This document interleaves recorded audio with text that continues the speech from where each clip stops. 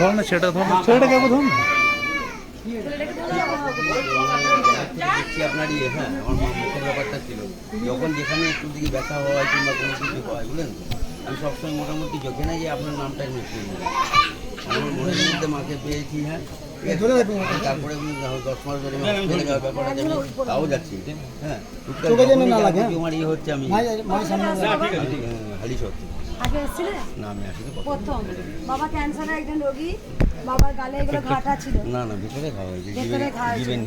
শুধু নাম যা পড়ি অনেক এমনি ডাক্তার আগে তো দেখিয়েছি আমি, হ্যাঁ, তো তারপরে আর 10 মাস ধরে ডাক্তারবাবু দেখেন, যখনই যা কিছু হচ্ছে, সত্যি কথা বলতে গিয়ে একদম মায়ের উপর সব ছেড়ে দিয়ে, মা তুমি যা ইচ্ছা তাই খাওয়ার মায়ের উপরে পুরো ছেড়ে দিয়েছে। মায়ের উপরে পুরো, বাবাকে দেখো, মায়ের উপরে পুরো ছেড়ে দিয়েছে। বাবা একজন ক্যান্সারের রোগী, শুধু নাম যা পড়ে শক্তি। যেমন আসার সময়, হ্যাঁ, ট্রেনে তুই গা হাতটা ব্যথা ব্যথা আনতে করছি, হ্যাঁ, মা তুমি যাই করে আমি যাচ্ছি, আপাতত আমার